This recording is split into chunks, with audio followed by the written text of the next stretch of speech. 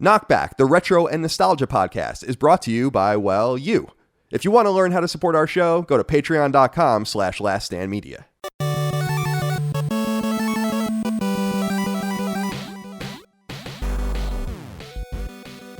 Greetings and salutations. Welcome back to KnockBack. My name is Colin Moriarty. Today I'm joined, as always, by my brother Dagan, Mrs. Fields Moriarty. Dagan, what was there? Why was there a Mrs. Fields logo in the background on in this film? Did you notice I don't that? think I knew about the Mrs. Fields. The delicious cookies? Yeah.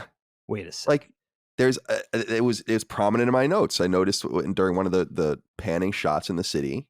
Leave it many of them. There's a Mrs. Fields sign. What is going on? We got Kodansha, Bandai Visual, Manga Entertainment, and Mrs. Fields. Yeah, some very interesting stuff going on there. But anyway, see, because last week I think you told me that you knew what I was going to say, if I recall. I don't know. Because I think I said goddamn Dorado or something because we did Uncharted, and you said right. I think I knew I was going to do that. So there was no way you knew I was going to do that.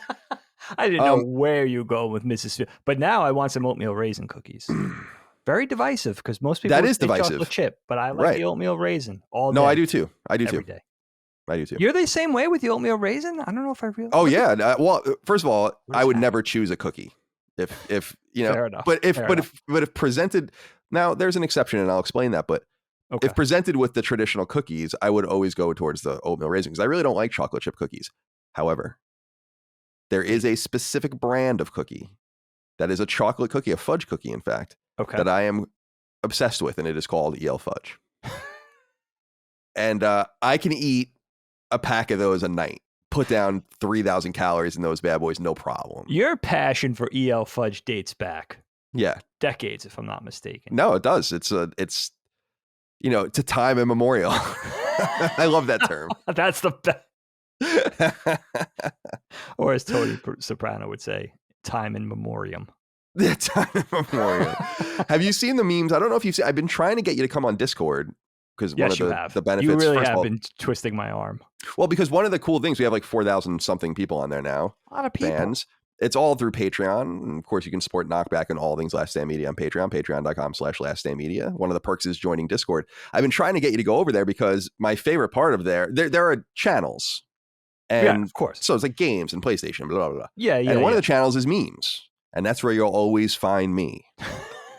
And it's funny because there's a subgenre of meme, and I don't know if you've seen it with Tony Soprano or the Sopranos guys, where it's like Paulie or someone explaining to Tony something crazy, but always like saying it wrong. So it'd be like Paulie saying like, Tone, they're called transgendies or whatever, something like that. It's so good. Or like Christopher saying something. It's so good. He was an interior decorator. Yeah. Right. That's one of the best parts about this show. I'll tell you, man, this is an opening of discovery for me. I am wide-eyed, agape. I never knew you went in for the oatmeal raisin, or I forgot. I can't even get past that fact because there's so few of us, I feel like, in the oatmeal raisin camp. I'm sorry to keep harping on the I know you're like really raisin. You have something to say about this today. I really do. Yeah. I do, because I feel like everybody hates them. And I agree. There's a supermarket here, local supermarket, it, Kyle, Giant, who has, an in-supermarket bakery, and they make a beautiful oatmeal raisin cookie. Delicious, kosher, actually. I don't know why the rhyme or reason of having them kosher, but the fact that they're kosher, much like a Hebrew national hot dog, sure, delicious. Sure. Man. I feel like, first of all, kosher things, I didn't know what that meant until I was like 16 years old. Okay. Because, we grew up on Long Island, very Jewish. Everything's kosher. And I was kosher like, to me, I was like, oh, that just means it's good. That's what I thought it meant. Kind of does like, mean it's that. Kosher. Oh, fair enough. I'm like, okay, it's kosher. It's awesome. That's right. That's kosher. Sick, man. That's sick. I love that. But yes, I didn't understand that till later. But to me, I like the oatmeal raisin cookie, and I agree. They are much trodden upon, it seems like. But I don't understand it. But I really only go in a few different directions. I don't know if I told you this. I felt like I was gaining a little bit of weight, which was bothering me. Like I just felt like my gut I have a gut, but I felt like it was getting bigger. I've accepted that. I work out hard every day. You do. I have great legs, if I might say. Gams. Gams. Would you call them? Gams. Tight ass. No. Oh my! Ho! This And really then, is an but opening when of you're getting Discovery. up to the top, that's Yeah. when it gets a little questionable. And I've been lifting now for like a year, and so I have like smaller muscles kind of growing and everything. But the gut, spare tire situation, I'm really just trying to moderate that as much as possible. Keep it more like a donut, in the back of your car as opposed to a massive F350 tire. And Okay, that's fair. you know what I mean? And yes. I noticed, I felt like it was getting a little big, and I was like, it must be the fact that I'm eating somewhere between 8 and 16 EL fudge cookies after dinner every night. And so I looked up how many calories it is. It's something exorbitant. And then I was like, I got to find something that I can replace this with. And so I replaced it by eating. I started making creamy chicken Maruchan ramen for dessert. Oh my God. The blood pressure has tripled. Oh Just my the God. sodium. Oh yeah. It's all, you open up the pack. It's just. I'm just jealous because I can't eat like that anymore. But dude, I think that's wonderful.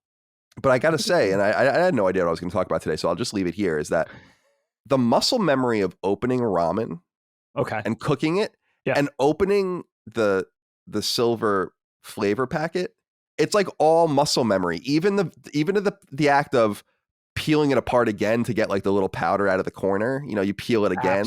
Absolutely. And so it's so, I hadn't made ramen in many years. I used to eat ramen all the time when I was a kid.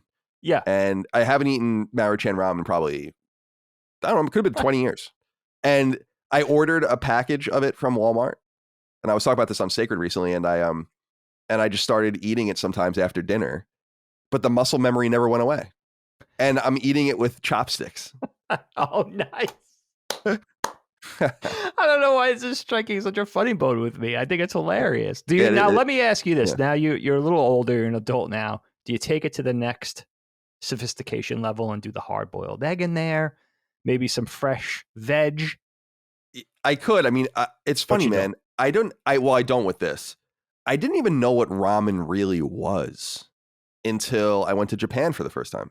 Okay. And I think I've explained this on other shows, but it's a whole thing, man. And it's so good. And my first time, I think I said I only pooped like 2 or 3 times my first time in Japan because I was eating so much ramen and I was just so dehydrated the entire time I was there. I was just eating ramen constantly. Especially because I found a place, you go and there's the board, it's a very Japanese thing. You press a button, you print out a ticket, you go in, you give it to them. Sure. They put you at the counter and all that. I had no idea what the fuck I was ordering. So the first time I was like, this looks like it, because you play the Japanese game, is there seafood in it? And the hope is always no. Hopefully there isn't. For you, it's no.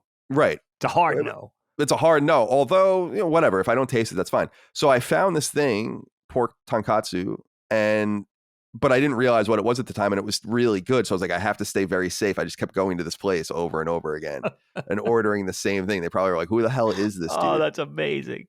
And so when I went back to San Francisco after that, I had lived in this neighborhood by this point for 4 years, and just 2 blocks away was an awesome ramen place.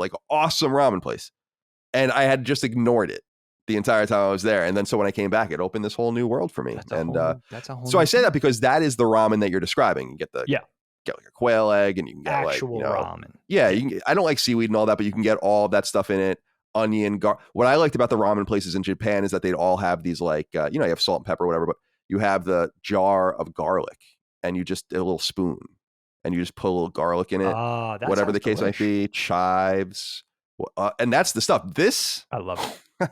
If I'm gonna do that to ramen, like put spinach in it and stuff, you gotta make. I don't know that ramen. I can base that off of Maruchan ramen, which somehow, through all of the inflationary pressure and the time that has passed, is still the same exact price it has always been.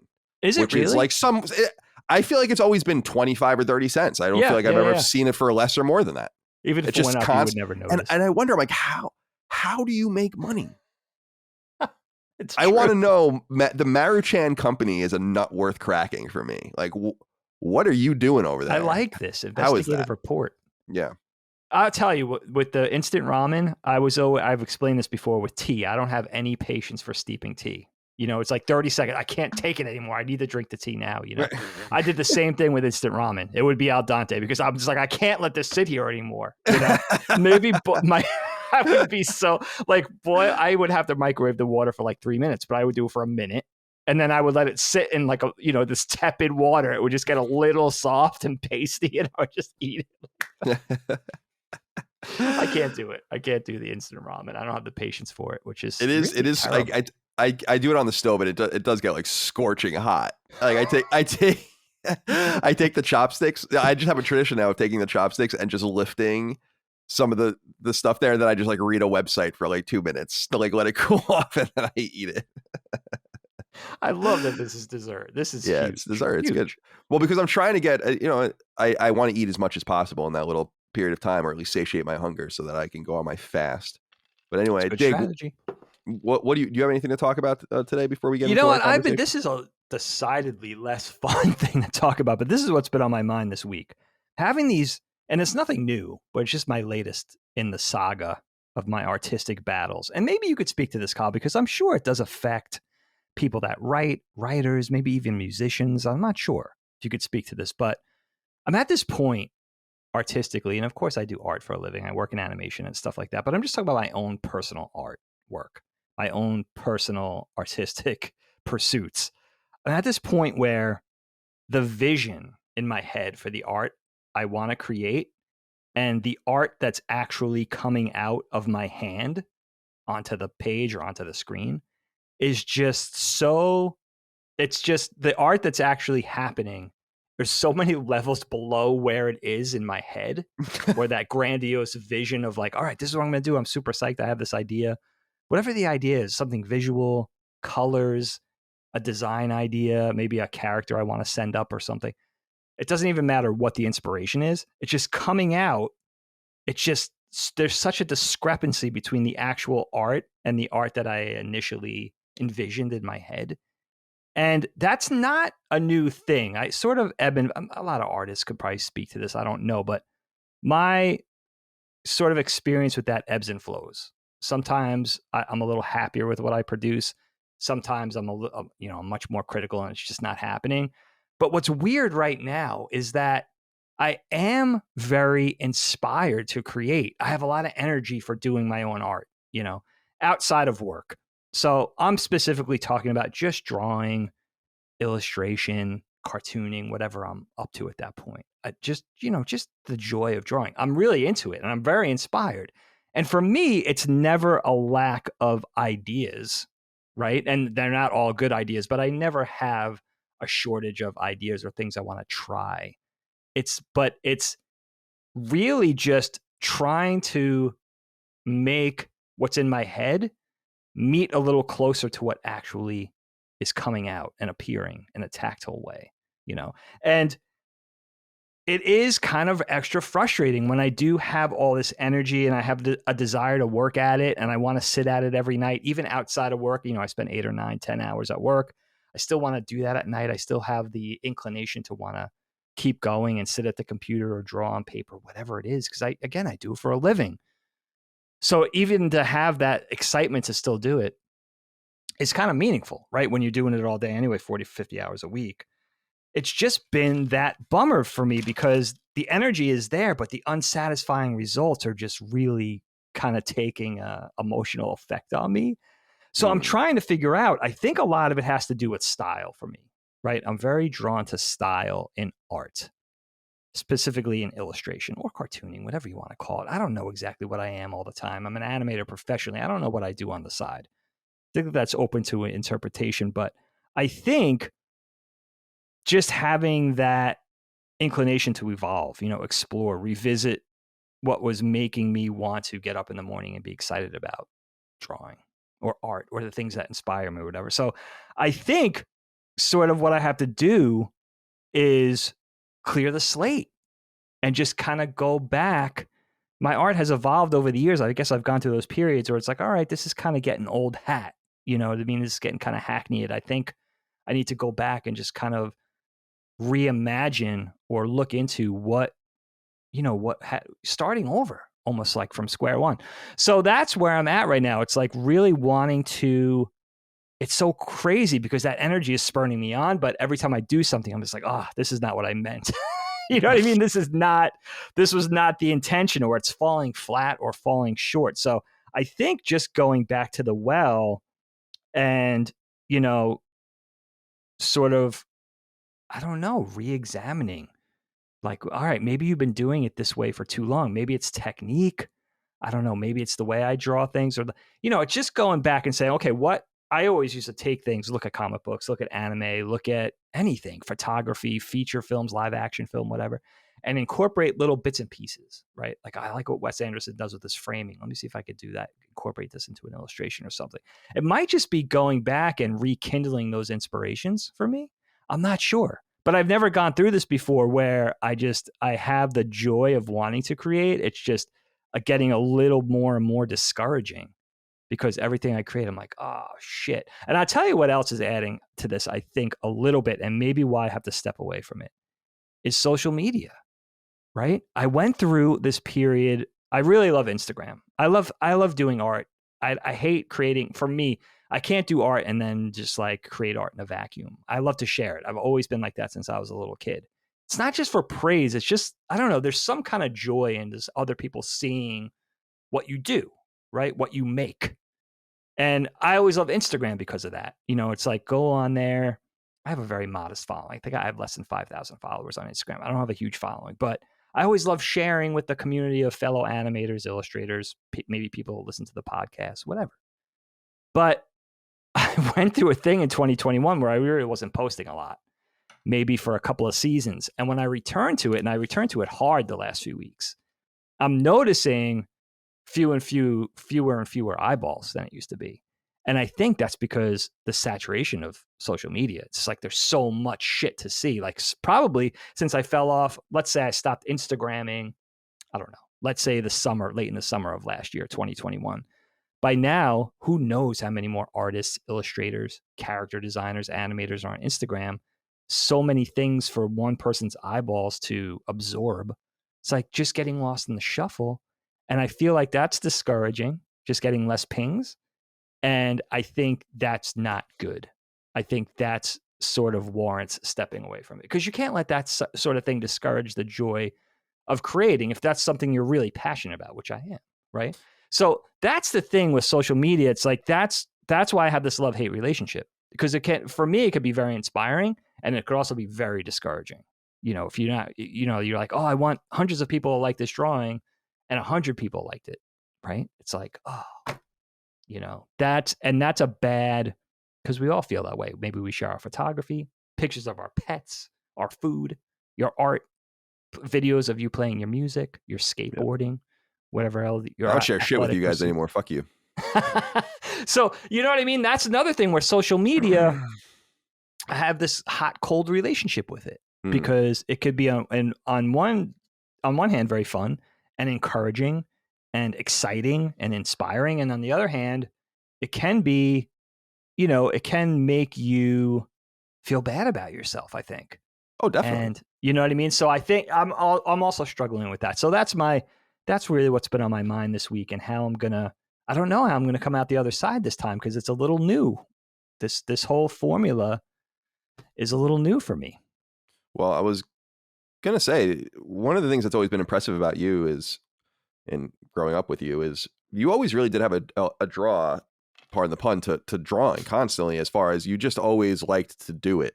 It's fun. And yeah, I cannot relate to that in the sense that it's a joke about writers, and I've said it before, but it's like, oh, you write? It's like, no, I don't write. Yeah, I don't. Yeah. What have you written? I haven't written anything. Yeah. That's more of a writer's thing, I think, for some people. I know a lot of writers are very mechanical as well, like Stephen King, and I always think about him because he's the kind of guy that like literally just writes 8 or 12 hours a day, and I'm like, that's insane. I'm not. No, that's like I have like that.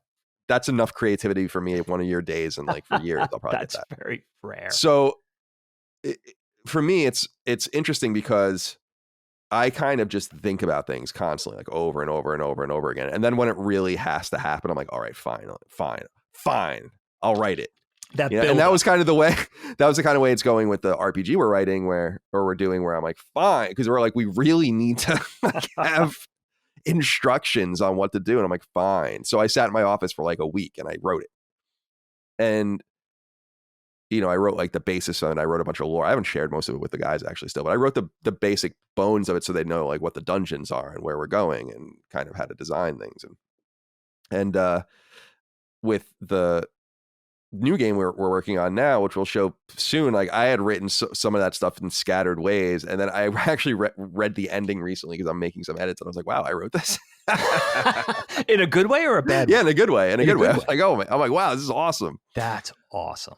But I wish I might have felt that way about my art. Never. But then Micah reminds me all the time. First of all, like you can see with my notebooks, I'm constantly writing things down, and I write the shows every week, especially Sacred Symbols, which is usually like 8 to 10 pages. Yeah, she's like, you are writing. She's like, you're writing the descriptions to the shows. You're writing, and I'm like, yeah, I guess so. That is right. I don't have, and it might have always just been that when I was at IGN, for instance, I was a writer. I was a technical writer, and then I was an editor and a journalist. And that just sucks all the creativity out of you. I guess that's what I'm saying is I've always been impressed that you could do what you do while still having the passion to do it on the side, because it's like IGN just took it all out of me. And I'm not saying it in a bad way. That's what it required. It almost is like, how can you possibly I couldn't even possibly fathom writing something else. And these days it's kind of a similar thing where I have this inordinate pressure on me. No one puts it on me. I put it on myself, but it's like, I gotta stay focused on a game or two at a time. I gotta keep cruising on KnockBack. I have to take care of all the things in my life and my relationship and all of this. And it just leaves so much time. And then at the end of the day, like I'm working with someone, another writer on the RPG, and he's like just banging things out. And he has a life and things going on too. And I'm like, I don't know, man. I don't. That's hard. I don't work, but I can't do that. I don't know. And there's like a lot of questions, because it's like, what is this? And what is this? And I'm like, I know what it is. I know I have to tell you at some point, and maybe one day I will. So dig. Well, thank you for that. And you're right. Portioning out your energy to the different things in our lives is tough. And lastly, Kyle, I just want to tell you, oh yeah, everybody loves fudge. EL fudge. Definitely. That's what it stands for, my friend. I forgot. Fudge packers. Oh my God. Can you say that anymore? I don't know if that's considered. I don't think so. I'm going to go with no. Why not? I mean, I don't know. It's not very nice. I never really thought about, that's one of those insults. Yeah. Like where people use that when I was a kid, and I'm not even talking about the implication of it. It's just perverse. And, oh my God. Yeah. It's totally fudge packer. Because I think I got that from like Wonder Years or something. I don't know. Wayne, I think, might have called Kevin that or something. And it's like, dude, that's such a fucking funny insult. It's so good. It's such a funny insult. A 3-syllable curse. Yeah, it's awful. Rare. It's awful. It's like the word CUNT, which I said on Sacred Symbols. Okay. And it got us demonetized. And I was like, really? Have you listened to this show? Wow. That's what got us demonetized? Huh. Not that I told Chris he was going to die of sudden infant death syndrome. That might be one of my favorite Sacred Symbols quotes ever. So harsh and amazing. All right. Digging, it's time. Let's talk about the topic at hand. An existential topic indeed, Ghost in the Shell. Now, we're talking about the 1995 animated film. There's, of course, a manga from the late 80s, early 90s, and then a series of mangas and a bunch of other stuff. I don't know anything about anything that isn't this film. So we're not talking about any of that stuff here. We'll obviously preface it if Dagan wants to talk about it. But I just wanted to be clear. We're focusing on the 1995 animated feature. Good point.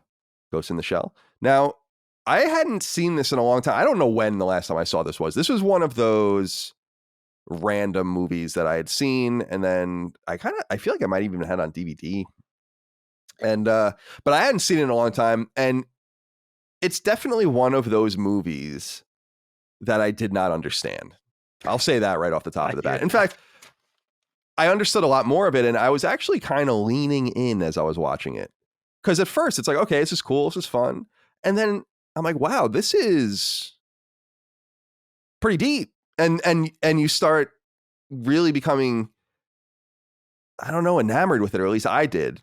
And there are just a lot of features of this film I really liked. And so it was somewhat fresh to me because I just do not think that I understood, very similar to Final Fantasy VII, let's say, saw that, played that probably around the same time. I didn't Sure. understand what that game was really about. I liked it, but I didn't understand that Avalanche were eco-terrorists and Shinra was like this mega evil corporation. But, I just didn't get it. Right. And now going into Ghost in the Shell, I found something quite stunning. And I know that it's lame because I think it's it's in the Wikipedia, and I'm looking at it right now, and it's not the deepest research I ever did, but in just reading that earlier, it said that James Cameron described it as, quote, the first truly adult animation film to reach a level of literary and visual excellence, end quote.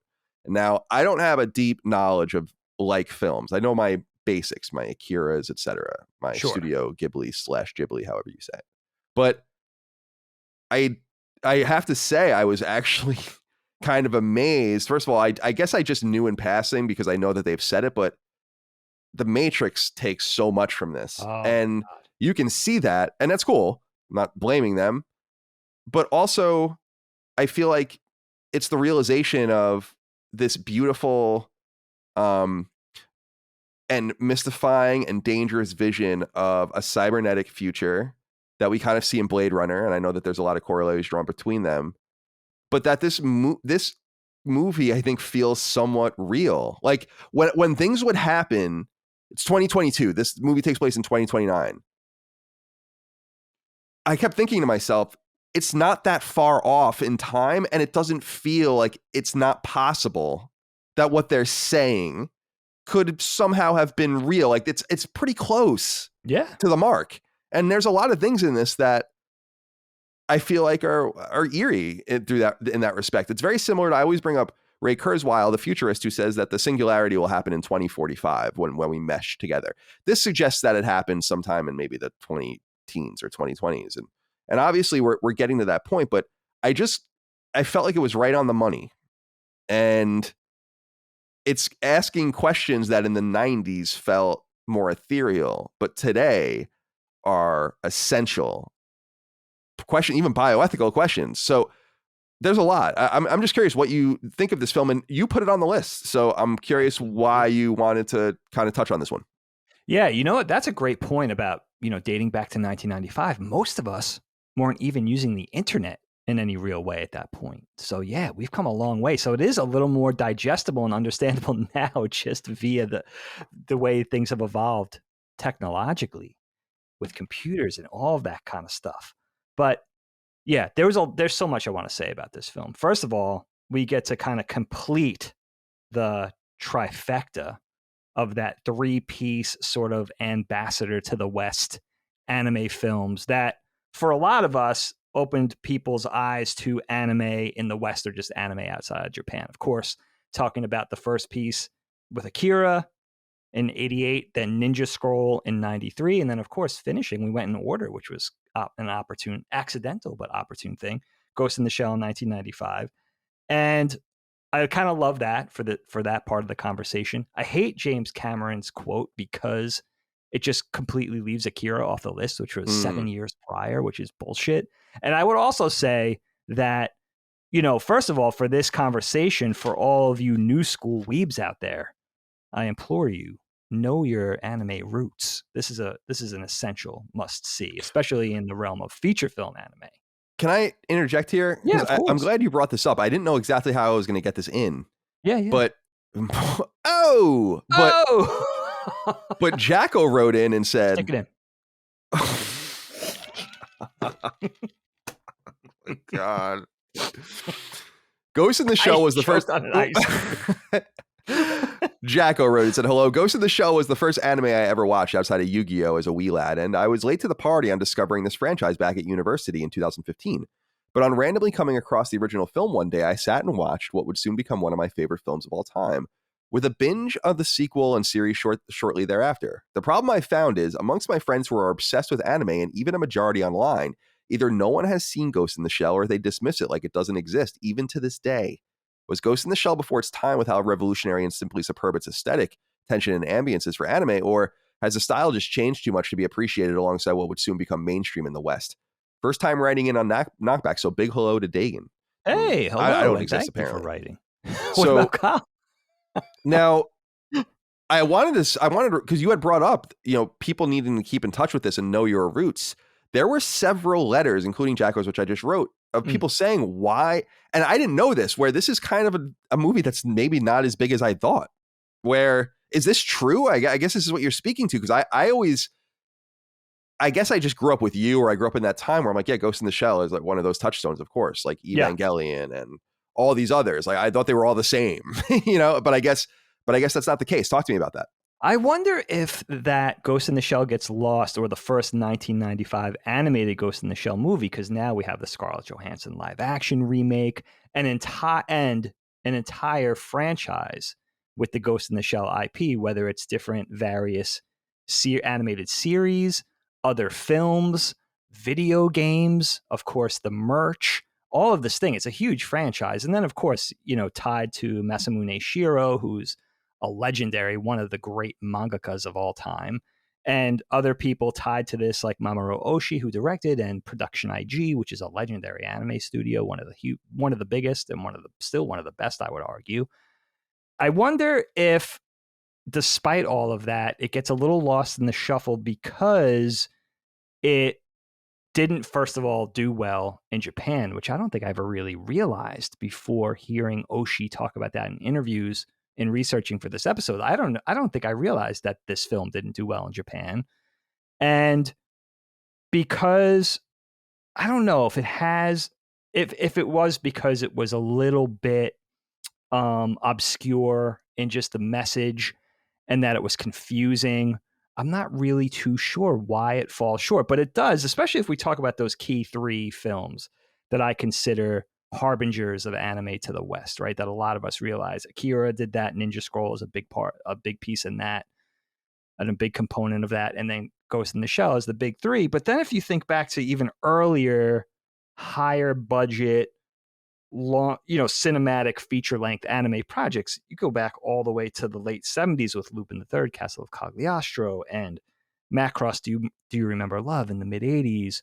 My Youth in Arcadia, the Captain Harlock feature film in the 80s.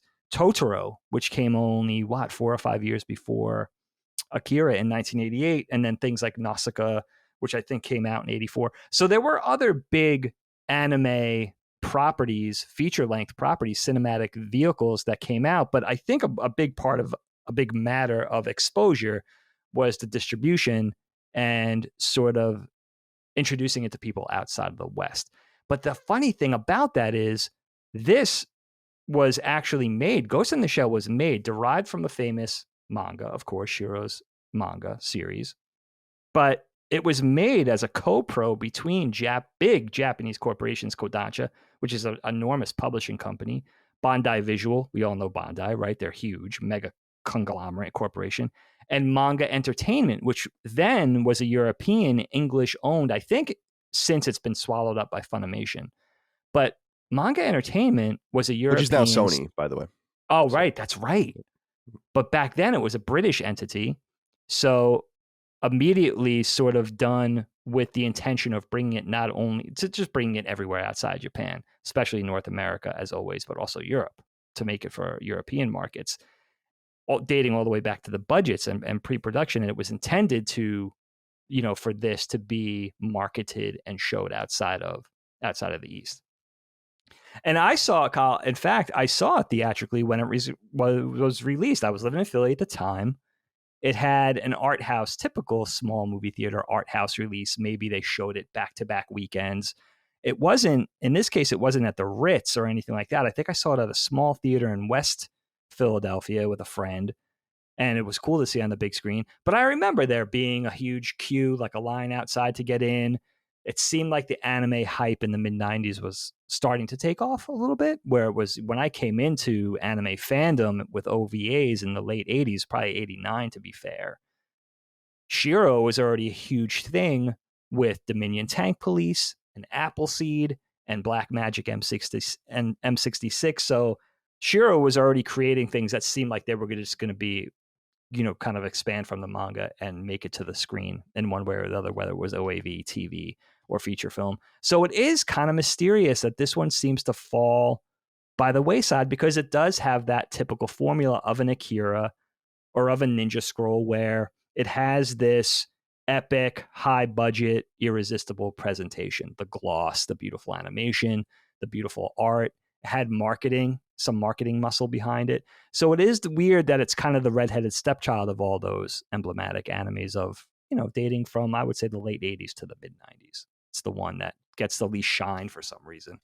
Yeah, it's interesting. Someone else had written in specifically about the Japanese market. He is a Japanese listener or lives in Japan, cool. and he was saying Oh, that it's like irrelevant there. that's crazy. And I'm so fascinated by that. And we talked about it before, right? We were laughing in a previous episode or multiple episodes about is there a anti-Akihabara where Japanese gamers are obsessed with Western culture and play these Western games and are into Western IP? And if so, what are the random obscure things? For instance, bands become big in Japan and all Sure. these things and so on. So I often wonder, like, it would be so fun to discover the Western oriented Japanese gamer and they love Gears of War or something or whatever they love. There's got to be that. Right? I think of the same thing with like American muscle cars, because I'm on all these Instagram channels where everybody has the Corolla AE86s and the Mazdas and the Subarus and all that kind of stuff, Toyota Supras and all this. But it would be cool to kind of see them like rolling Chevys or Mopars. You know what I mean? It's got to exist there. So definitely, I would like to see more about that. But anyway, I wanted to read this from Matthew O'Sullivan. Of course, you can write into us on Patreon, patreon.com/laststandmedia. Support our show. Thank you for that. He says, I cannot think of a piece of multimedia that deals with themes as complex as humanity, the soul, and mortality, as thoroughly as Ghost in the Shell does. What's most impressive, though, is that it does so with a style and in a mere 83 minutes. I consider this film to be the opus of the cyberpunk genre. Am I being too hyperbolic? Or do you gentlemen agree? I must say, I don't know enough, or I haven't had enough exposure to all things cyberpunk, so I don't want to speak on that, right? Like, I've seen the basics. Everyone knows Blade Runner and all the rest, but I'm sure there are very important things that I don't know, so I can't speak to that. However, I will say that, and we will talk about this more later, is that the city itself or the landscape is the star of the show to me, and I was completely in love with it. Like, I couldn't believe the style. In the beginning of it, I was kind of in my mind seeing all the things that I thought were wrong, or how they were getting away with just keeping a panning shot over a still image for so long. It's like, oh, come on. Like, how lazy are you going to get? But there are these amazing and constant flashes of brilliance where you realize that it's all part of the intent.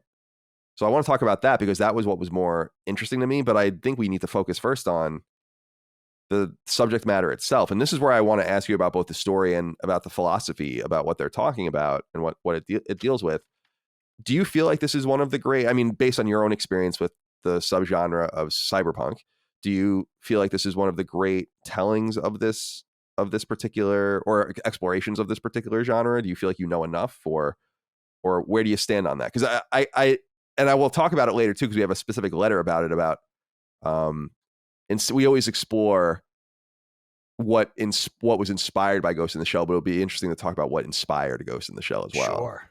So Great point. talk to me a little bit about how you feel about this in terms of its genre and its placement in it. Well, I love talking about Ghost in the Shell, specifically this movie, in the pantheon of not only great anime, but great cyberpunk, because I do think it's one of the great cyberpunk works. And first of all, I have to cop to having not read ever the entire manga series. I've read, I own bits and pieces, I own issues. I don't even own a complete tankobon collection of a complete work, especially the one that this first movie was sourced from. That being said, this film specifically, I definitely put it up there with seminal cyberpunk works: Blade Runner, The Matrix, William Gibson's Neuromancer, which still isn't a film, unbelievably, Akira. I definitely mention this in the same breath as those things, because I think it is one of the greats. And I watched a lot of interviews, as much as I could, with Mamoru Oshii, who helmed this project and was the animation director. Of course, this is all rooted from Shiro's manga. But he was saying, even Oshii was saying, I had to read Shiro's manga 21 times to understand it. And he felt like his job in bringing it to the big screen and making an anime and doing it in under an hour and a half, by the way, was to add clarity and to simplify and to make it digestible and as understandable as possible. And I have to cop to also, like, when I first saw this movie, I wasn't on board for the message or the story. Like, I was in that seat for the visuals, for the auditory presentation, for the design, for the animation, for the gloss, for every, for just watching a beautifully animated film. That's really what I was there for. And in going in and researching for the episode is really where I think I started to now gain some understanding into the story and where it makes more sense because I've paid attention and I've researched and I've kind of gleaned information from bits and pieces that had previously confused me. But that was the big thing in coming to this. That was the biggest takeaway for this time, because I knew how beautiful it was.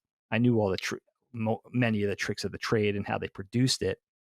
But coming to the story and really also, as you said, Kyle, sort of digging down into what inspired it. What inspired this Blade Runner, of course, Neuromancer, of course. Two things specifically that I think inspire every work of cyberpunk. But that was the big thing for me, was coming in and breaking down this film and understanding it a little more. It's really not, I guess it's really not that confusing because, and I did forget the length. I forgot how short it was because I do remember this movie feeling like Akira, in that overall watching it felt like a slog. Like, it was beautiful. There was great action scenes and set pieces, but there were long periods of dialogue and exposition where it was slow and sort of plotting. And Akira always felt like that to me, as much as I love it. It's one of my favorite things in the world. I thought Ghost in the Shell was like that, but it really isn't like that to any large degree. Even though there's probably only 3 primary action scenes, it still moves at a pretty nice clip, which was a pleasant surprise for me because I hadn't seen it in a while. So, yeah. So for me, that's a big part of it is, like when Oshii says he has 3 big things that he concentrates on when he does a piece, and a lot of his work is derived from manga, is that story and character comes second. It's really the setting for him and the world. And like you said, it's beautiful world building. I know he was really looking at Hong Kong. It's very believable. And this Newport City is supposed to be futuristic Kobe, if I'm not mistaken, which is interesting. But yeah, it's a very grounded cyberpunk setting. You still have the rain, you still have a little bit of that oppressive atmosphere, but it feels like it probably felt, now it's only 7 years away, as you said, right? But it probably felt like in 1995 that this could be a pretty believable 2029 Japan. Well, it's funny because, and I think this will resonate with you. The first time I went to Japan, someone had said to me when we were somewhere in, maybe even in Akihabara would make sense, but where they were like, Japan still feels like what we thought the future was in the 90s. Like and there's something really meaningful about that. I was like, yes, you're right. And I do feel like the emphasis on setting in this shines through because it's a really, really wonderful setting. And I guess we'll just go into that. Jacob wrote in and said, my favorite scene in the movie is the Ghost City sequence, which happens after the Major and Bato wax philosophical on her boat. It's 3 minutes of wordless tourism through the imposing and lonely city. No one looks at each other or seems to be enjoying themselves. Every shot is so dense and there's nowhere to move, no color or signs of meaningful living, mostly decay and consumption. The soundtrack is sorrowful, almost like a funeral song for a place or a way of life, unaware that it is slowly dying. Did the scene draw you guys deeper into the world the movie had created, or conjure any interesting thoughts about it? So when I put the show together every week, I do the letters last. I read them right before the show. And the reason I do that is because I don't want to spoil things for myself, and I don't want to inject my own thoughts and my note taking and stuff with someone else's thoughts. But I was so pleased to see this letter from Jacob because I was drawn in by that very scene.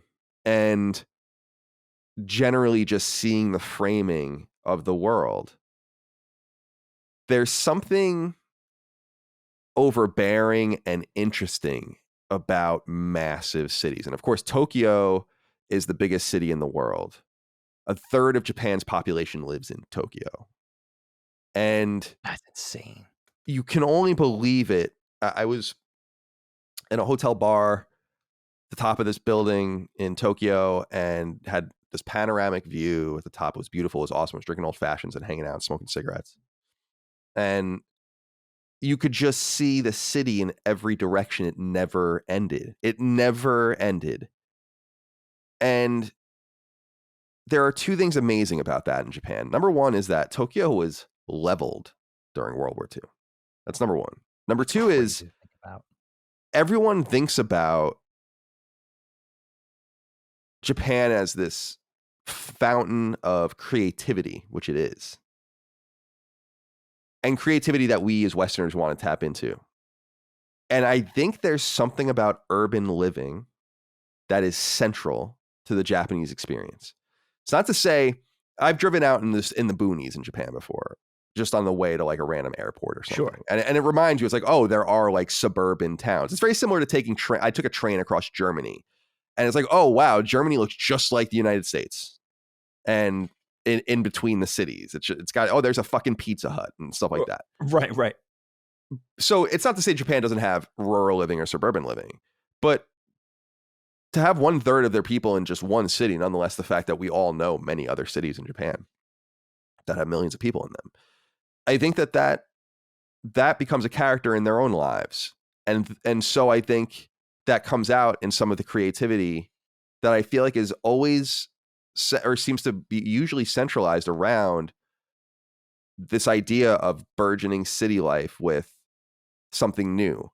And what I love about the way that this movie shows city life is in how it's built on top of each other, just constantly things, and it becomes soulless and numberless. It becomes impossible to count, and the stories that it could tell, and yet the stories are irrelevant because there's just so many things going on and so much bustling, and I don't know. I found it when I really drew into that and figured that out, I liked the movie more and cared about the characters less.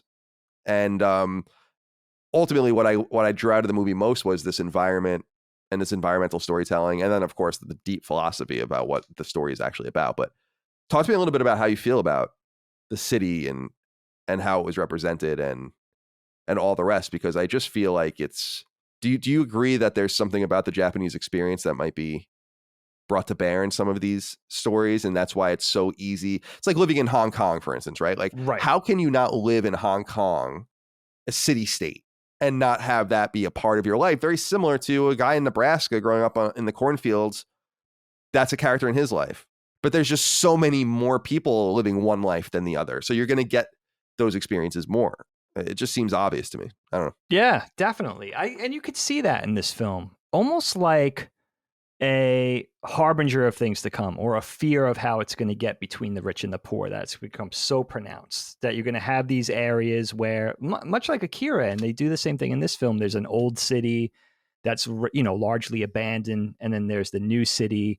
And there's the place where the security agencies are with the skyscrapers and the upper class people, the people that might have white collar jobs. And then there's the other part of the city, which is like those bustling bazaars, but everything's worn, everything's old, everything's rusty, everything's rain soaked. I'm thinking about the one action scene, the second huge action set piece in the film, where Bateau and Kusanagi are chasing down the terrorist through the streets, the very Hong Kong-esque like streets, and they wind up having that confrontation in what you think is kind of a canal, and there's even boats in there, boats filled with produce and crates of food and fruits and veggies and all that kind of stuff. But now I'm thinking, like, are those just kind of old streets that aren't taken care of anymore with a rain piled up? Are those intentional canals, or are those just rain-filled streets with like 2 feet of water because there's no drainage anymore, because everything's so beat up? There's no infrastructure. Everything's so poorly taken care of. I wonder about that. So, and I love that. And I love the fact that it's a very, I guess, like Blade Runner, but even a little more primitive than Blade Runner.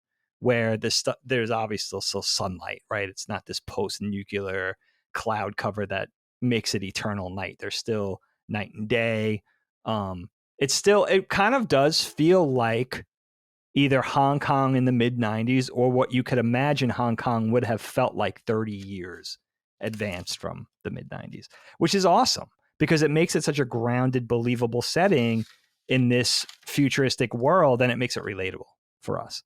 And, I think you see a little bit of that with the regular people walking around the marketplace, and then you see, the cybernetically enhanced super agents with their technology and their guns and their computers and all of this kind of stuff, but it's still in this grounded place where people are buying fish and half rotten apples in this marketplace, which Right. is really, I love that kind of shit. Well, it suggests that some things just never change. That's what I love about these cities being so old and just becoming haggard, but not really, because that's the nature. Like, where do you go? Where do you put things? Where do the materials come from? There's so much to think about in that respect. And I love that.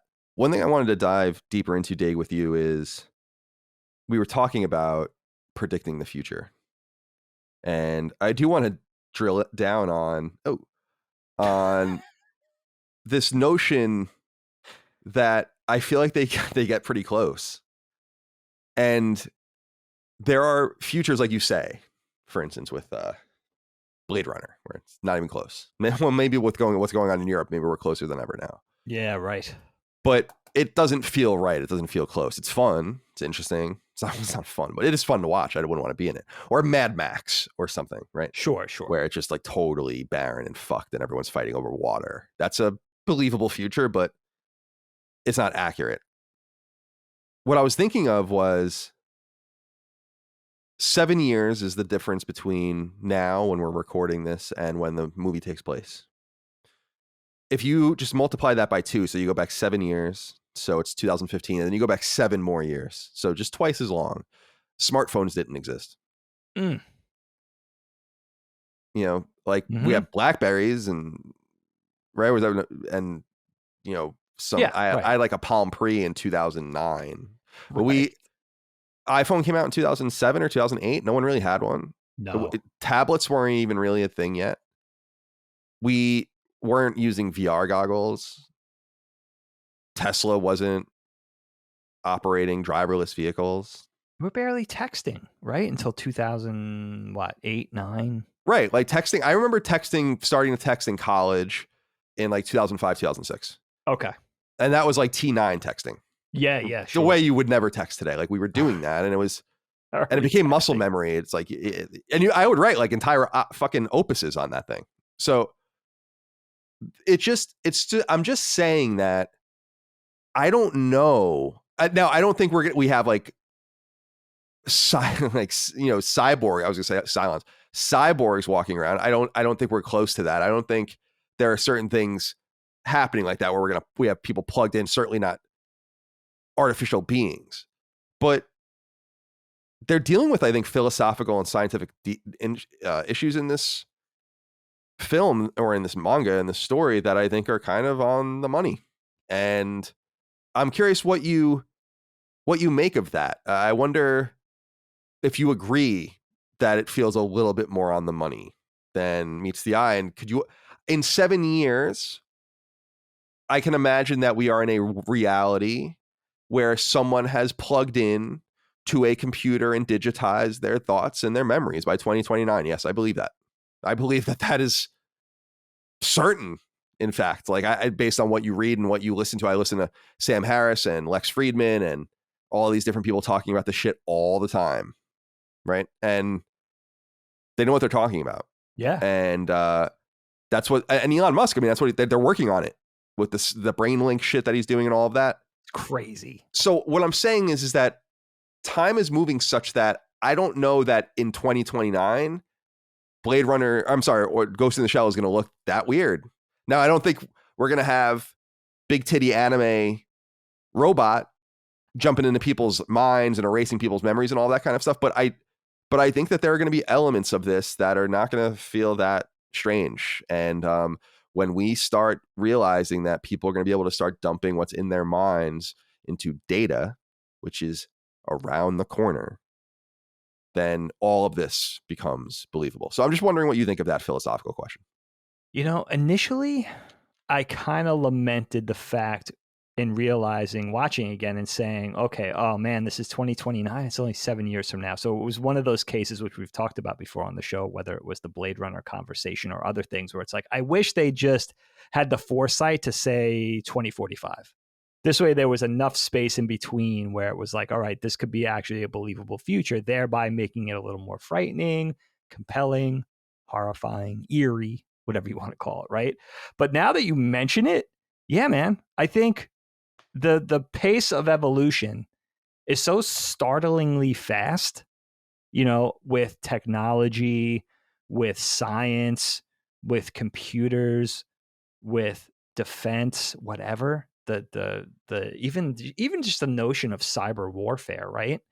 I do think you're kind of on the money. Like, and especially thinking, it's a great comparison that you make with thinking how long ago the advent and popularity and saturation of something like a smartphone, which to us now feels like, oh, we've had that for 50 years. But no, we haven't. We've had that for like 20 years or so, so it is actually kind of interesting to think about it in those terms. 2029 could look a lot different. Let's put it that way. 7 years from now, 2029, Japan or anywhere else on planet Earth can look a lot different than, and a lot further evolved than we are in 2022. And just thinking about, the world that this film is set in, right? The world of rabid AI and the saturation of cybernetic technology and how common that is for people. Even if it was just common for police or security agents or some sort of intelligence agents or something like that. The vast computer networks and how, talk about the computer networks. The world's already controlled by vast computer networks where everything, including our own brains, are computer enhanced or computerized, where yes, the notion of cyber terrorism or hacking will be the biggest danger. Like right now, already in 2022, in reality, in our own world, it is already one of the big dangers, right? And you think of now with the CIA employing members of Anonymous or something, right? How much more, and that's a theory, but that's what people say, right? So the notion of cyber warfare already being a very real possibility. Think about it 7 years from now, as everything. Computers control everything: our defense, our security, our shipping, our information, our banking. Right? It's like, so think about it. Not even a decade on, it's going to be even more so. It's not going to stop. Evolution's not going to just turn on a dime to some other thing or go backwards.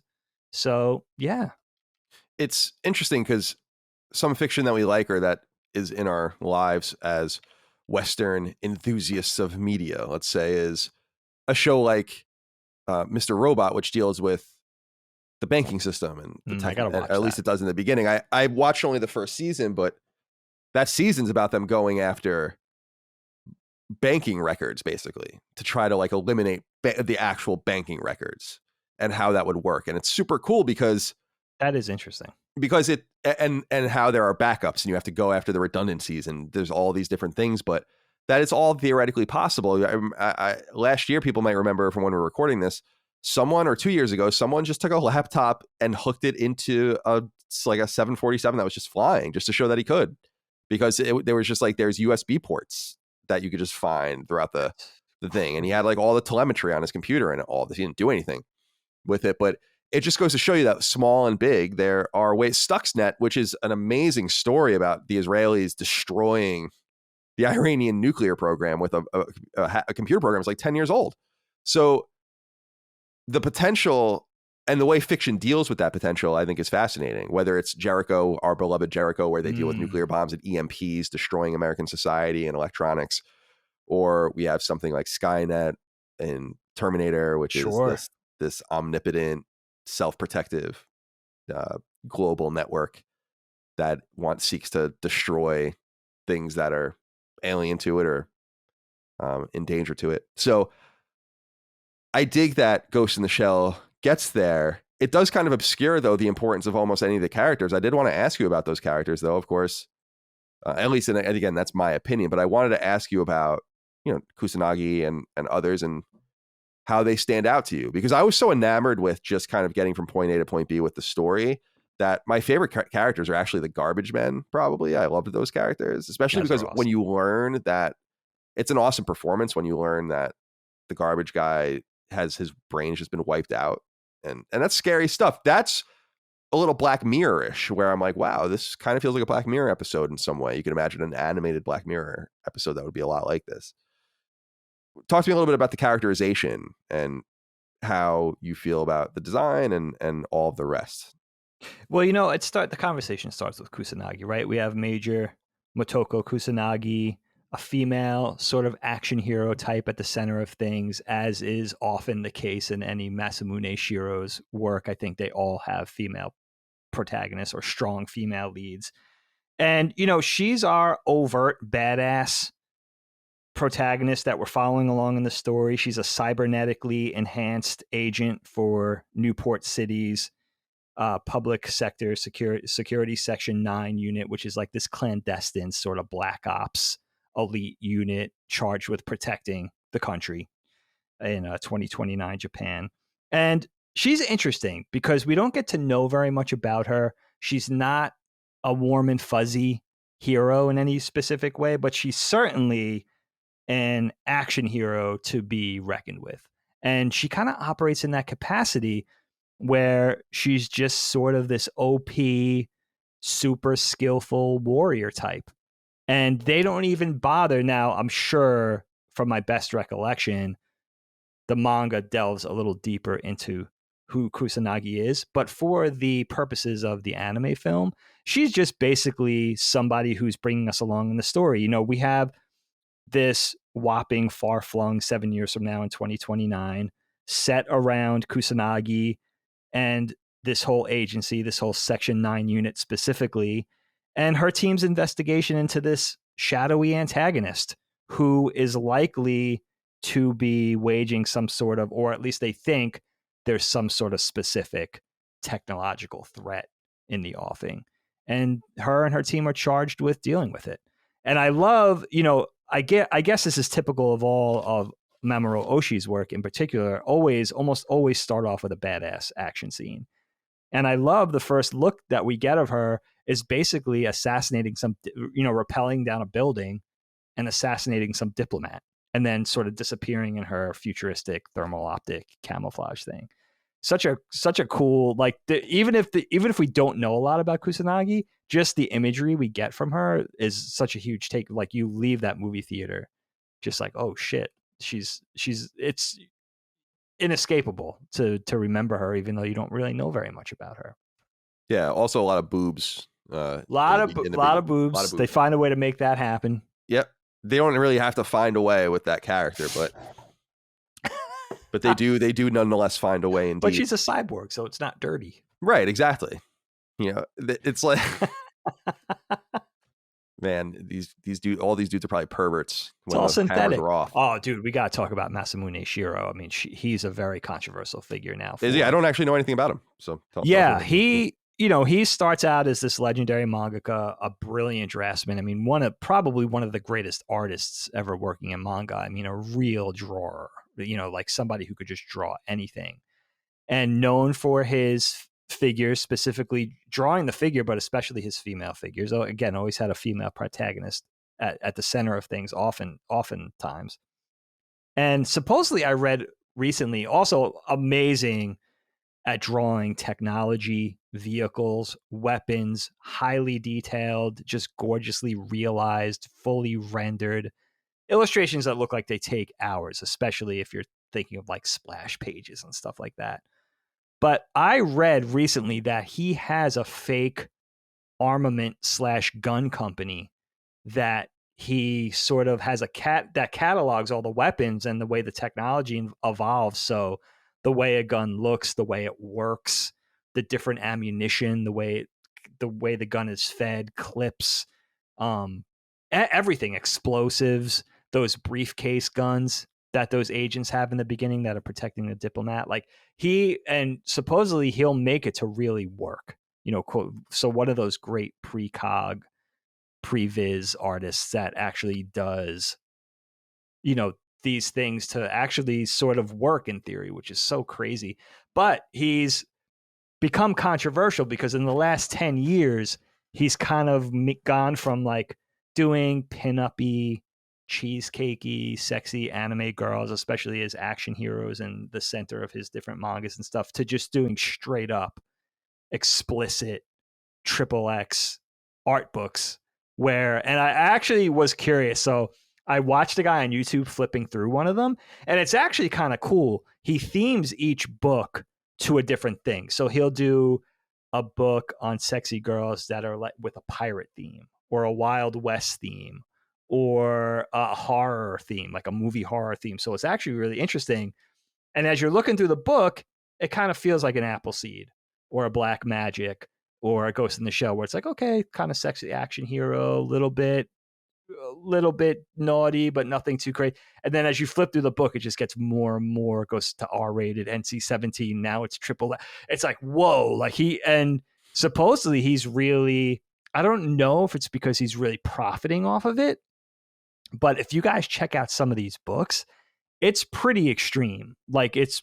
Yeah, I'm looking at them now. First of all, it's sexy stuff. Greaseberries. Greaseberries is his latest. Come on, series, man. You can't call something Greaseberries. You know why? Because he's known for doing really shiny skin in his stuff. Oh, interesting. So, hence that's the word, interesting. Hence the Greaseberries thing. Oh, I have some of the other things. W Tails is maybe one of them. Let's see. The ones I was talking about are called Pieces.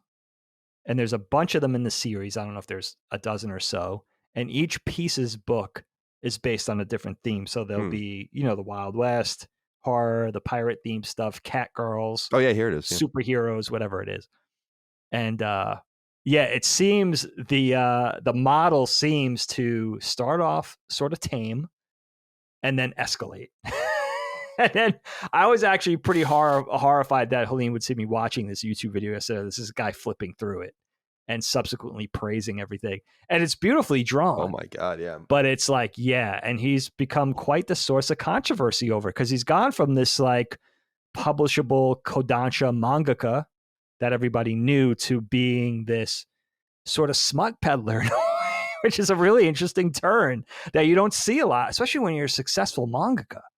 Yeah, there's like one where I'm looking now, where there's like a redheaded girl being just defiled by a 3-headed demon of some sort. Oh my God! And they're not leaving anything to fanning myself. Yeah. Get your fainting couch, you Victorian bitch. So Shiro is really. Can you imagine? He's gone from Ghost in the Shell to where it's like, oh yeah, he likes to do his sexy action. However, you were talking about how you feel like you need a little something different. I'm not saying that's the direction you're going into. I'm saying that maybe that's what he was going through. Yeah, he's like, I need something different. Maybe he just. I don't know.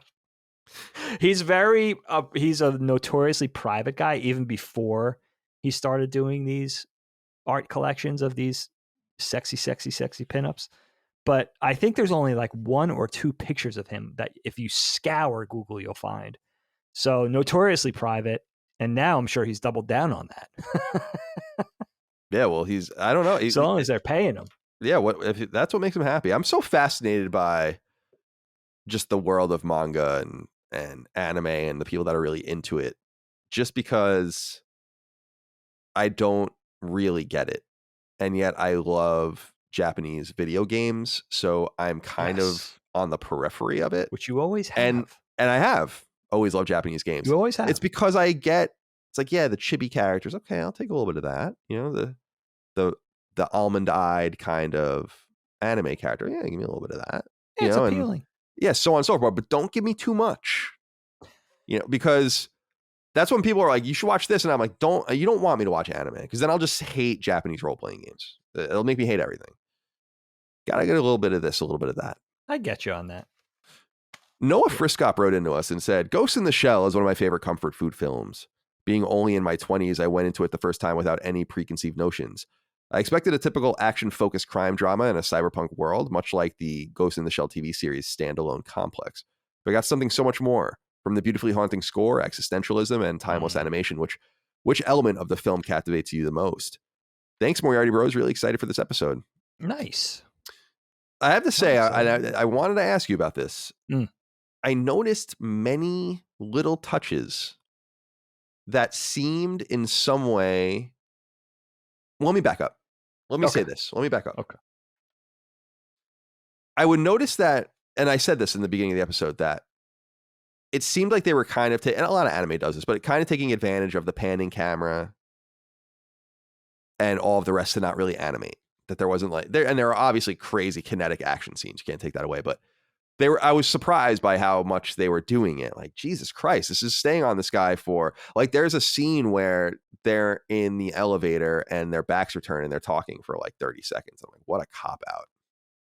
But then what I noticed was, and I don't know if this was deliberate or not, or just like different, they didn't feel like you needed both or all of these things, but there were so many little pieces of production in most scenes that I was like, wow, you opted not to make them talk or move, but you did this really sophisticated maneuver with the rear view mirror where it's reflecting a shadow, and then you see the bar come, and then the bar goes over the car's hood, and so on and so forth, which is way more complicated in my mind. I mean, maybe it's not, than having a character turn their face and say something and show a little bit of a kinetic action in the scene. And I noticed that over and over again. Little rain splotches that were really well animated. The fish in the aquarium, I was like fixated on them. I know exactly what you mean. Not because I was like, it kind of looks a little weak. And then one fish would just turn, right? And I was like, holy shit. That looked so good. And then another fish would like go down and turn. And you're looking at kind of the foreground and not much is going on. And a lot of the action actually seemed to me to be in the background. Now, we said this with just the cityscape and the environmental storytelling here, of course, but there's so much that makes me feel like the little things are so impressive here. The shadowing, reflections, I thought were amazing. Like the way there's like these shots of windows and people on the other side, but then you see this beautiful reflection of what's on the other side, even though it's not there. I mean, there just seemed to be a very high level of production here. So I'm just wondering if my interpretation was correct, because it just seemed to me to be almost minimalist in some scenes with how much animation there was, but the magic was kind of all around the people, not in the characters themselves. Yeah, I think you got a great point. I mean, you have a great eye for this kind of stuff. You know, when you're thinking about cinematic feature length anime, especially the higher budget stuff or the particularly well done stuff, you're just taking the TV animation or the OVA animation to the next level. You have a little more people working on it, maybe higher paid people. You get the A team. You get, you have more time to work on it typically. Although I was shocked to hear Mamoru Oshii, and I'm not sure if this is hyperbole or not. He said they did this movie in 10 months, which is insane to even wrap my head around. Now, I don't even know. He was a little vague. I'm not sure if he's talking about including the previs and pre-production stages. He may be referring to just production in general once they started animating.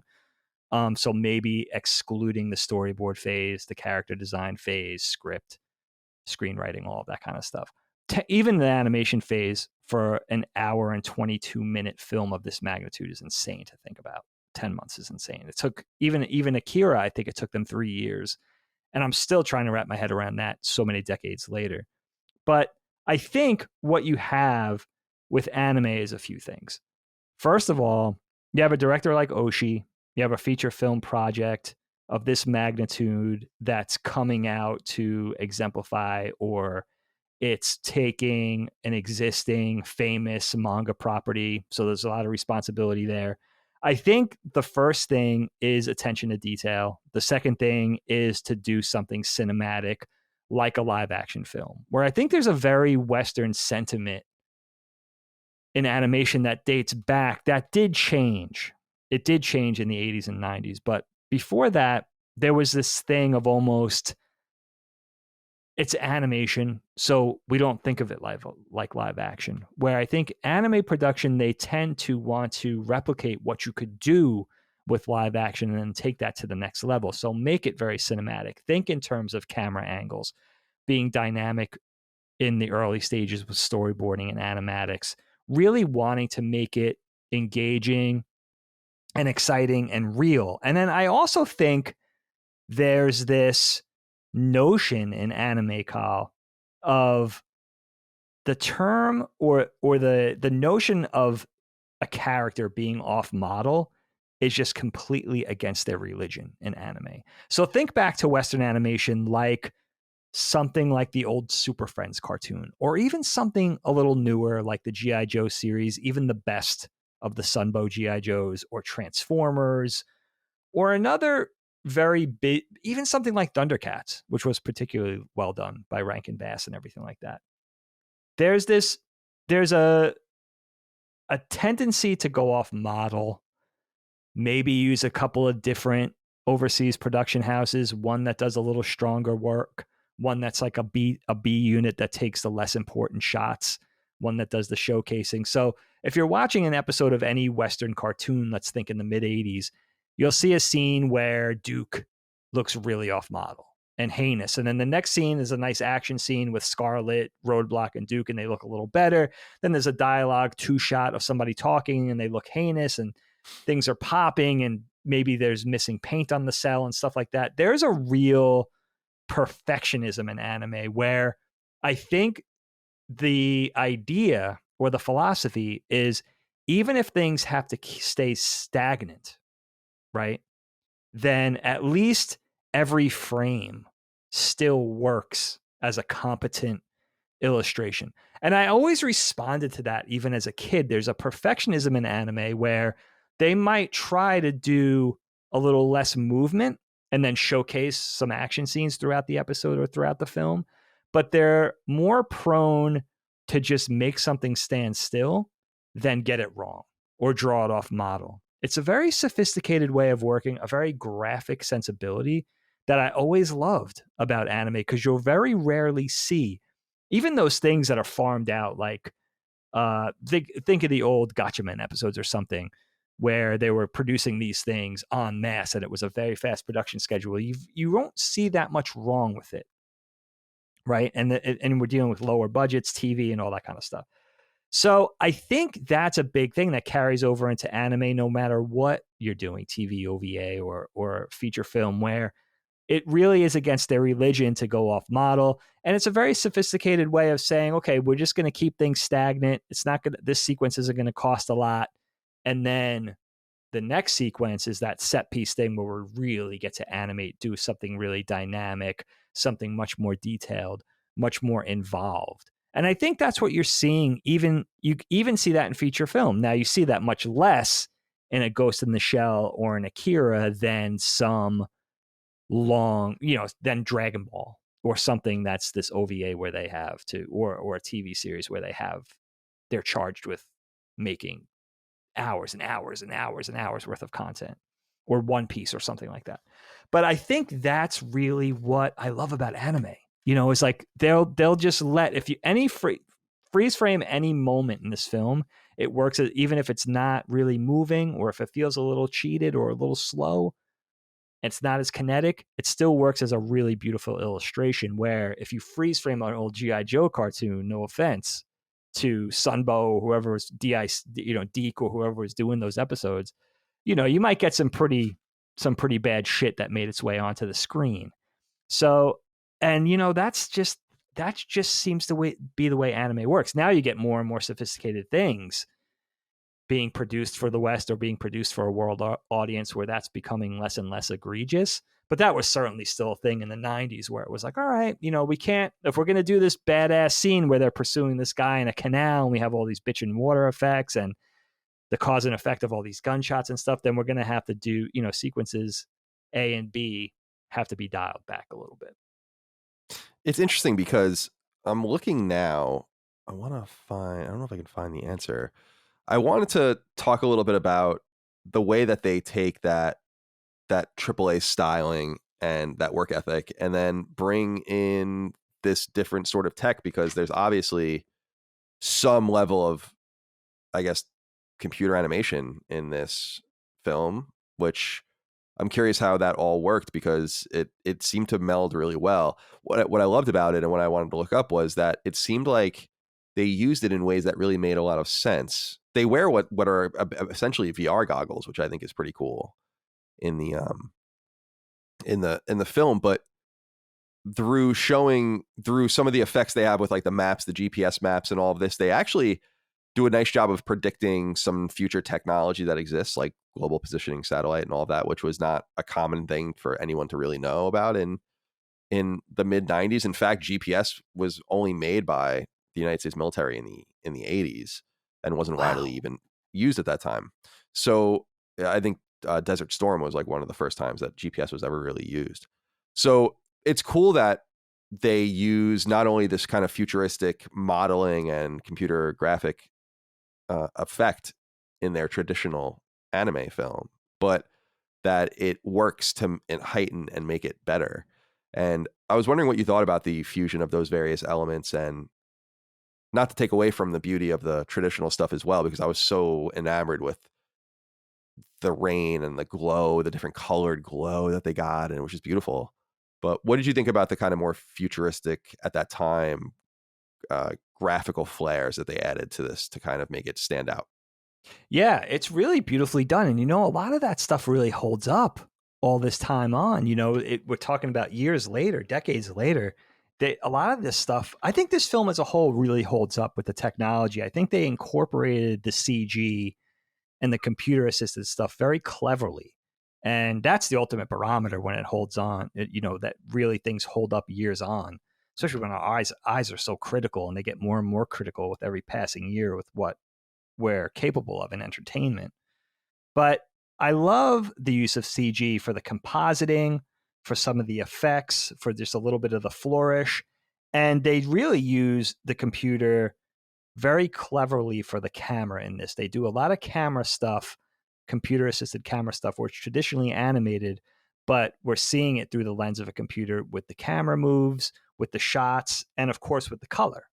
The computer assisted coloring, which Production IG has its own separate building for computer color, as far as I know, dating all the way back to the 90s. I think they were really on the cutting edge of color, along with Pixar and Disney and their CAPS system. Production IG was a big one with computer assisted coloring and coloring coming out of the age of coloring animation on cells, right? So that was really, really cool. And they really, not only with the opening sequence, which is one of my favorite opening sequences of all time, with that How to Build a Cyborg song, and we'll get to that. Yeah. But the way the computer code comes in and then forms basically the credits for the people that worked on the film with that haunting and eerie song, but also the way they use CG for what you would see on the computer displays in the film. So the way the cybernetics are in the computer, or the computer displays of the different text on screen and the glow from the computer monitors. They use the computers for the computer stuff, if that makes sense, in the film, which is a really clever use of it, and left a lot of the human animation, the kinetic action, the broad action that we see with the agents and everything like that, and the bad guys. They left that feeling organic and hand drawn. So you have that sort of difference between what's hard and cybernetic and computerized and technological, between, that and the organic stuff with the people and the other things, the effects, the water, the rain, stuff like that, which is really cool. Yeah, it is. It's tasteful. When I first I didn't know that was going to be in this, I guess. That kind of extra level of fusion of types of animation. I thought it was going to be just more traditional. So when I Yeah, first it's saw that, pretty I early. was like, oh man, what is this? But it does look great, and I feel like it's restrained, which I like. Yes. It's Good. restrained. Well put. Yeah. Well said. Well said. Because you're talking, let's assume that what you're saying about the production schedule is correct, about this kind of tightened production schedule as you have found. And that could have easily been used to manipulate the production in ways that would have made it easier and cut way more corners, so got to give them credit for that, I guess. What did you feel about this idea of the things that they either, and I don't know if you noticed this, but I'm sure you did. I like the way that they kind of, I don't want to say predict, I'm trying to figure out a better word. They kind of assume the proper things about technologies in this. The screens are flat, right? Like I said, they have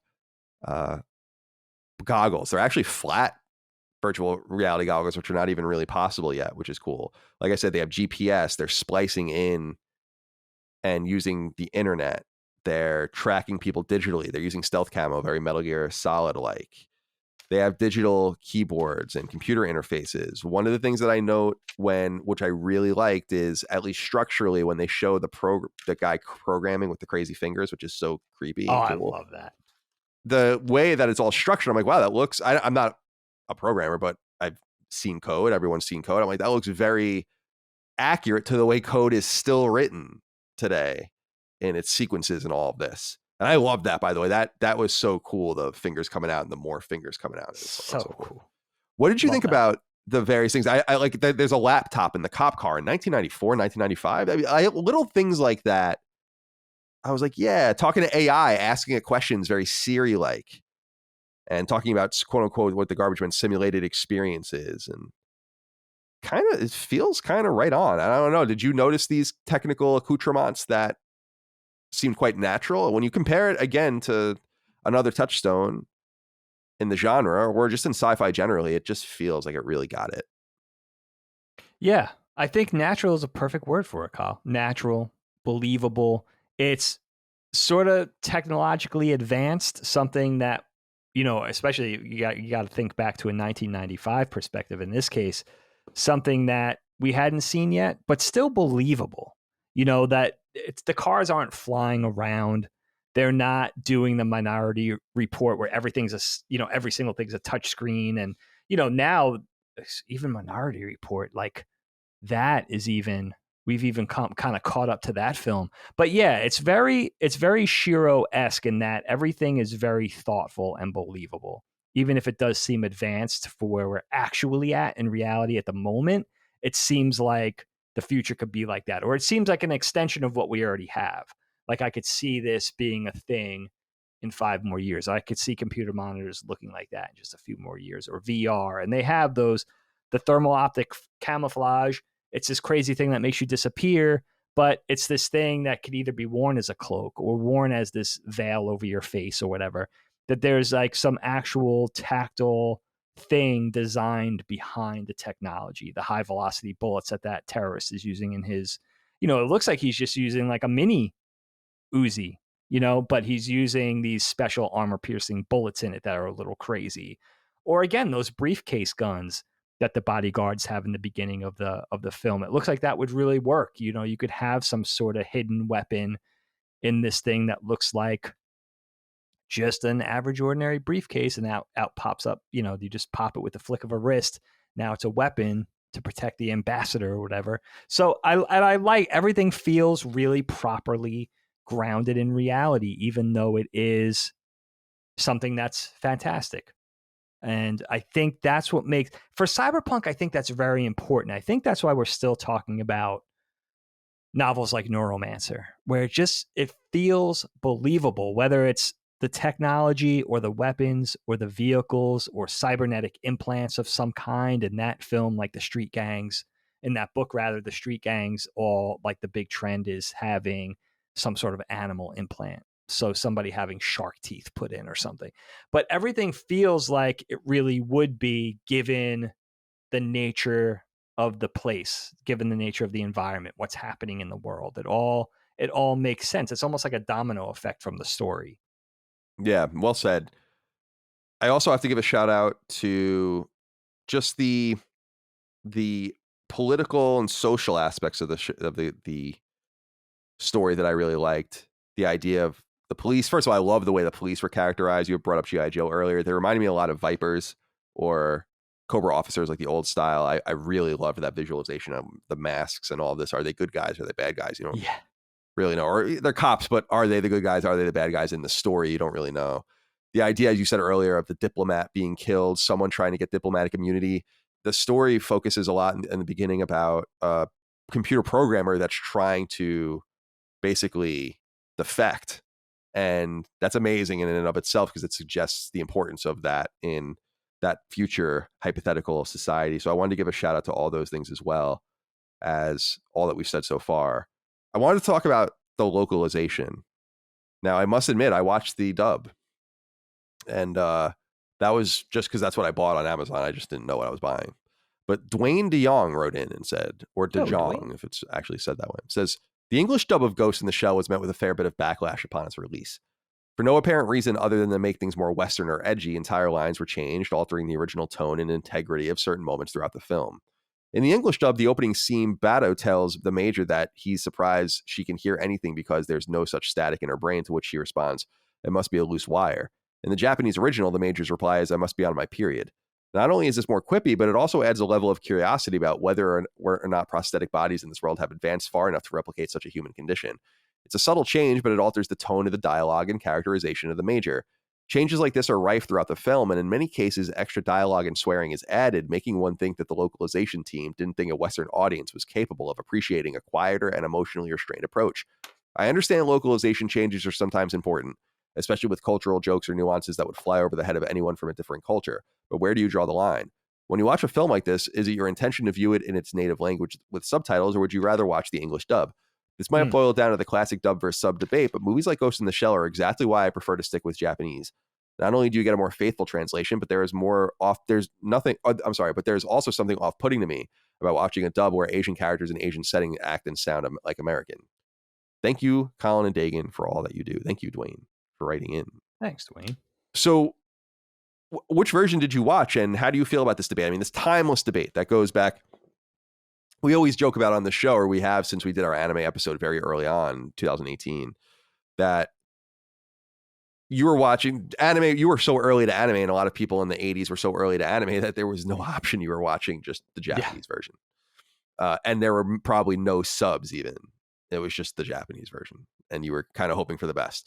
And then obviously things matured later on, and then there was this obvious difference between sub and dub, and that goes on to this day. And I think that was even a big argument with Funimation and Crunchyroll, and why it was a big deal that they were coming together, because I think Crunchyroll was known more for its purism and Funimation was known more for its access. Yes. And so now it gets the best of both worlds there. So yes, this is, to Dwayne's point, a timeless argument. But which version did you watch, and how do you feel about this? Because I watched the English version, but I was a little dismayed because when I bought it, I bought the UHD on Amazon, so I thought I was going to have the option to go back and forth. And as far as I could tell, there was no option. It was just the English version. And that's interesting. Yeah, so that was a little frustrating to me. And I also noticed, because I like to watch with subtitles, I like to watch movies with subtitles, that I couldn't do it here because the subtitles, and I implore people to go and look at the subtitles on Amazon if you want. It's like, who the fuck wrote this? Yeah. It's not even right. It's not even remotely right. Some of it is in broken English or just a synopsis of what is happening. I personally have never seen anything like that. I watched quite a few things. I've never seen that. I was like, what the fuck? Very strange. And so, yeah, tell me about the format you watch it in and how you feel about where it comes down, not only for this film, but generally with the sub versus dub. Because I am, not to be a purist or a nerd, but I would prefer to watch it as close as I can to the original while still understanding it. And therefore, that I think that usually comes through in a sub.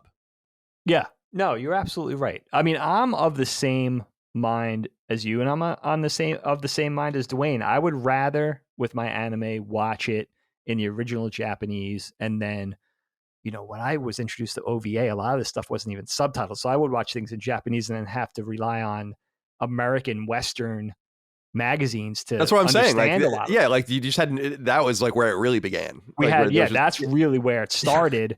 But even back then, I just liked the authenticity of listening to the Japanese the way it was intended, right? And it's interesting, though, my experience with Ghost in the Shell 1995 specifically, because first of all, this movie's kind of hard to find. A lot of these properties, the series and the subsequent movies, are not as difficult to find, but this 1995 animated film was pretty tough. I finally got it on Apple TV and watched it in Japanese with the subtitles. And I thought the subtitles were okay. But what's interesting, Kyle, I had never seen this in Japanese before. I had watched the original theatrical release in English, to my best recollection, when I saw it in the movies so many years ago. And then when I bought it, I thought I owned this on DVD, but I own the VHS, which I don't have access to watch anymore. So my VHS is just rotting, collecting dust. But this was one of the few anime films from that era that I own that's not a pirated Toshiba VHS tape that I bought from some, shady vendor at a comic book convention. I actually bought this for like some outrageous amount of money, $55 at Suncoast Video when it came out in 1996 or whatever.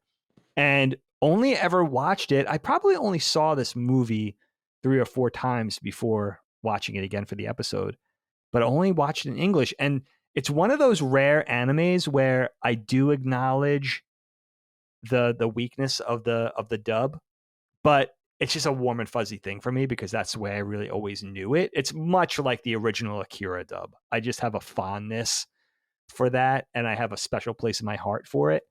But my ties to always wanting to see anime in the original Japanese language is very simple, right? I am a purist when it comes to it, but this is why. Because when the director first and the powers that be that made the cartoon, that made the anime, that created the film, sat in the sound booth with that screenplay and the voice recording actors, and everybody was putting their vision on tape or whatever they were recording on. That was the intended inflection, voice acting, emotion, the exact language. That was the original vision. Everything else, just by its nature, just by the very nature of dubbing, is diluted and watered down. I say that fully, like, now we're in an era of such competent English language dubbing. I think of Attack on Titan. The voice acting in the English language Attack on Titan is amazing, but it is not as good as the original Japanese, just because you have that built-in authenticity of what the original intention was. It's just as important as the art, the design, and the animation and the music to have that authentic, genuine voice acting. And again, just people get mad at me for saying this sometimes, but it's just watered down every time you do a version and you bring it to another language. I understand for accessibility, but it's just watered down by its nature. It's just inherent in the process of dubbing. So I would recommend everybody watching as much as they could in the original Japanese language. I'm also a person not bothered by reading. I've been watching a lot of Fellini's movies and falling into that rabbit hole. It's the same thing. If you want to watch, I would rather listen to it in the original Italian with subtitle. I don't want to hear a Fellini 8.5. I don't want to hear 8.5 dubbed. So it's like the same thing for me. And yeah, man. I think, but I do think the English voice acting. This is where it gets a little fuzzy for me. Is it good, or am I just nostalgic about it? So I'm not, with Ghost in the Shell specifically, I'm not sure, but it doesn't bother me, the English language. I didn't realize that the woman that played the major in this is kind of like just did this in a few other roles and it just disappeared. Oh, I didn't know that either. Yeah, interesting little situation with her. But as far as live action stuff is concerned, no, my God, no. But animes and cartoons easier to get away with, but live action tubs, no way. Oh, live action dub is tough, man. Never in a million Yeah, that's years. what I'm talking about with Fellini. And you know what? Exactly. That's what in all fairness, too, I didn't watch the Scarlett Johansson live action. I'm not interested. I didn't like, a lot of people are surprised at this, but I didn't like the Battle Angel film. I think they did a lot of really cool stuff with it. Overall, I was way too into the OVA. I think the OVA is perfect. It's one of those things where it's like, create something new for live action. I don't need to see a live action version of something that was amazing animated. That's what I worry about with things like Akira. It's like, it would be cool on one hand if you could really pull it off, but it's going to be nearly impossible to pull off, and in any satisfying way. So yeah, so I'm a little bit biased when it comes to the live action remakes too. Even with Scarlett Johansson, who I think is great. Dave, let's end with this inquiry, unless you have other things you want to say afterwards, which is fine. We can touch on those. Sure. Jordan Glazer wrote in and said, "Hey all, what is it about these early anime films that has stood the test of time? Both Ghost and Akira are still talked about to this day. Is it the animation, the story? Personally, I think it's the philosophical questions Ghost in the Shell brings up in the film, just like what the Puppet Master brings up, quote, and can you offer me proof of your existence? How can you when neither modern science nor philosophy can explain what life is, end quote. What's your favorite aspect of the film that makes you think this film is still talked about to this day?" I do think it is this idea of philosophy of consciousness of life. I love, even though it is very on the nose, I do love the fight in that museum or whatever where they're going over the tree of life and all this. It is very literal, but it's cool. It's about what's natural and what is the natural evolution and how do things go from here. And I think that's very powerful because I think it's a question that's always going to be asked, but I think it's one that's, as we get closer to the so-called singularity, which is near, I think that we can agree that maybe this feels more timely than ever. It certainly feels more timely now than it would have in the mid 90s. And while there's something very nostalgic about the mid 90s and going back to that era and seeing it the future through those lenses and wanting to just be back there for a moment, there's no doubt that I feel like this movie really drew me in more than I thought it would, primarily because it asks some of the basic questions like what is life and what is the nature of consciousness and of being.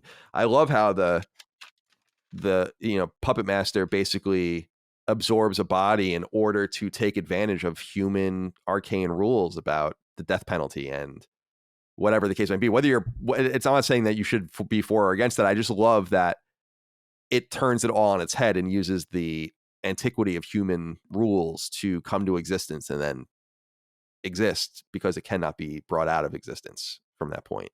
So there's a whole clever approach to it that I think really shines through. And I think that might, in its, as far as it is relevant, it doesn't seem like it's as relevant as I thought it was, but as far as it is relevant, I think it's for that reason. It's very similar to The Matrix, which of course is heavily inspired by this. So what do you make of that? Yeah, absolutely. I think you said it. I think this movie has a little bit of everything. It has the compelling story, it has the beautifully done visuals, it has an amazing legendary director helming the thing, steering it and running it with his vision, has gorgeous design, the music. It's based on an epic manga, so already a lot of that stuff was already built in and just translating it to the screen was effective. And I think, dating back, it's interesting. I heard just in researching and digging a little bit for this episode, I listened to a great interview with Mitsuhisa Ishikawa, who is one of the founding members of Production IG. And they formed Production IG just a couple of years before I really got into that anime rabbit hole that I fell down to. And probably in all fairness, it was 89. So Production IG was founded in 87, I believe. And Ishikawa was saying in the interview, he was taking the cameraman on a tour of the studio and talking about the way it's evolved over the years. And he was saying, he's worried about anime because they're just producing so much of it now, that there's actually a glut of content and it's actually harmful in a way because I think his primary concern was just a lack of quality, a lack of vision, a lack of quality, consistency, whatever it is. I think if you look back at 1995, this film, it's a really fascinating era for anime because this was one of the first big projects that was a co-production between major corporations, again, Kodansha, Bandai, Manga Entertainment, which was then a European, specifically English organization, and Mrs. Fields, cookies. And Mrs. Fields, of course, key. Go look for this movie in this movie, don't forget, it was intended for marketing, sales, and ultimately presentation in the West. So, in one word, you could say the pressure was there. In another way, I would say that extra oomph was put into the project because they knew there was a lot at stake with something like this. And again, it was sort of in that time, that proving grounds time of getting anime and eliciting that interest outside of Japan and really bringing it to the West, bringing it to North America, bringing it to Europe, bringing it everywhere outside of Japan, and really kind of cultivating that interest.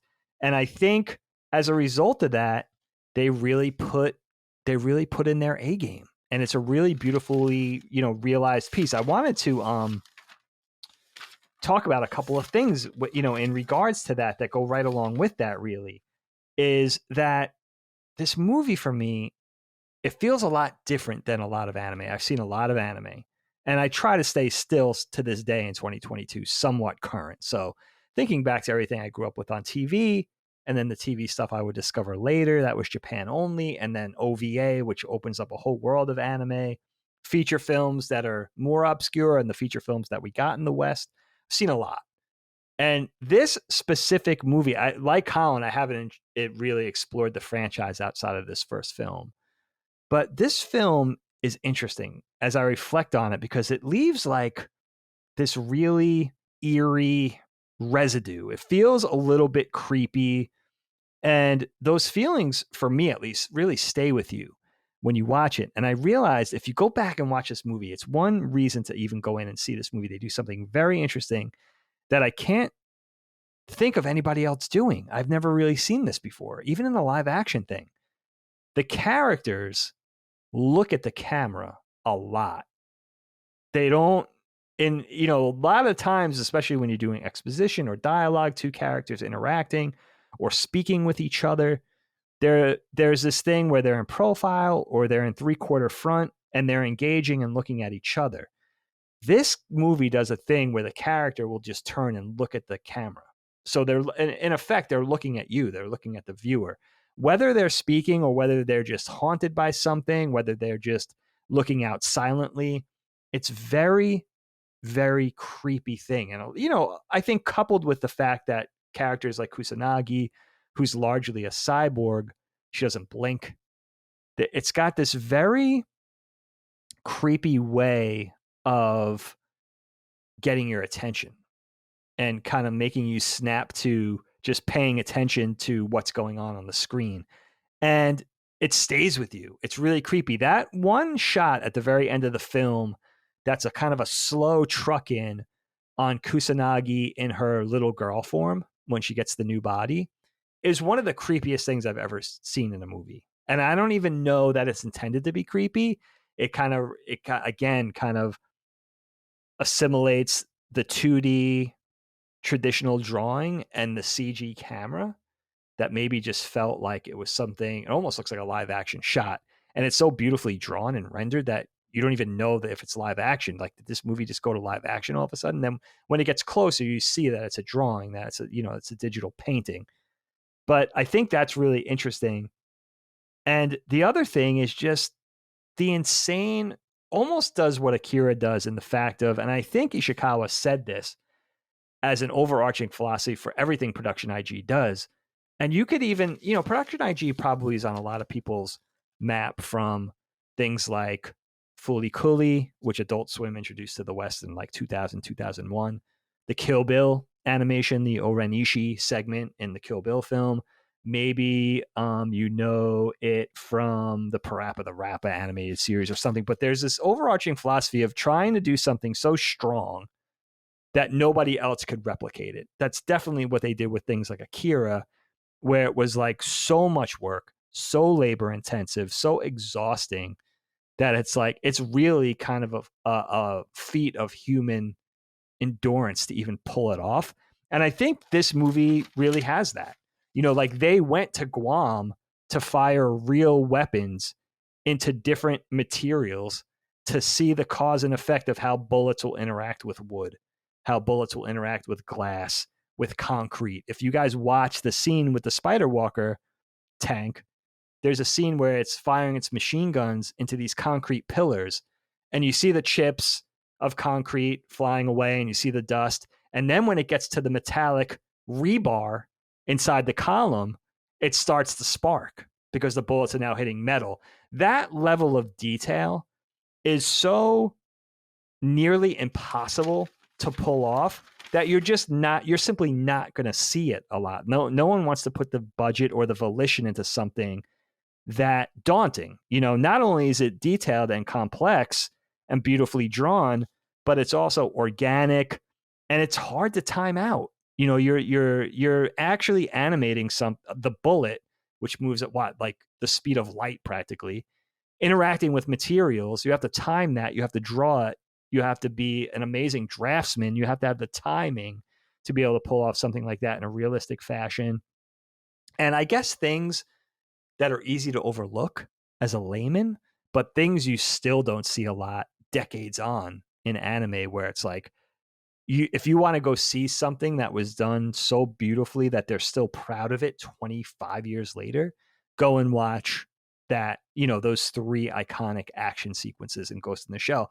And that really helps the project, that really helps something endure in the face of this, again, like Ishikawa says, this glut of content that we have. And we have it across the board. It's not just in anime, it's in animation, and it's in live action, and it's in comedy. There's always a new series popping onto Apple or Amazon or Netflix. It's hard to, not only is it hard to keep up, but it's hard to stand out in an environment like that. And I think that's why we're still talking about stuff like this, because I feel like, in other words, maybe to put it a little more simply, it was a time where there was a little more hunger. You know what I mean? Like, people were still hungry to be noticed, to do something that meant something, instead of just an also ran. And I'm not saying there's not great things now. I fall in love with all kinds of things now, animation and otherwise. But I think those things that were done specifically in this era, the mid 90s is a perfect example, a perfect showcase of this. There was a lot of that, like, really, you were still able to do something that meant something in a much narrower field than there is now. And you would think maybe with the advent of oversaturation of content, that there would be this philosophy of trying to do something to really stand out. But I think things mostly get lost. Maybe there are things that stand out that I just don't know about yet, because it's so easy to get lost in the sea of content, whether it's animated again, or live action, or a drama series, or an HBO vehicle, or a comedy, or whatever. It's just, so maybe the advent of all this stuff, all this content, these subscription services and everything, maybe that'll draw up the quality, and you could separate the wheat from the chaff. But again, and what, Kyle, I also wanted to ask you, what did you think of the music in this film? Famous, Kenji Kawai, famous Mamoru Oshii collaborator. These guys have worked together directing and helming the music for many projects, but I think this might be one of their most emblematic. I found it to be eclectic, actually, and really fitting, moody, atmospheric. I think it was part of what drew me into some of those cityscape scenes, some of those more silent scenes, the scenes that needed to just have a little bit of time and space. Yeah, I was totally drawn in by that. It was great.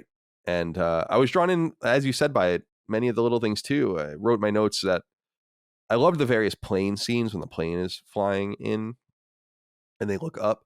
But there's one specific scene where the mirrors are not totally flat, or windows are not totally flat, so the light is reflecting off of it, but it's all distorted, so the plane looks distorted in different panes of glass. And I was like, that is incredible stuff.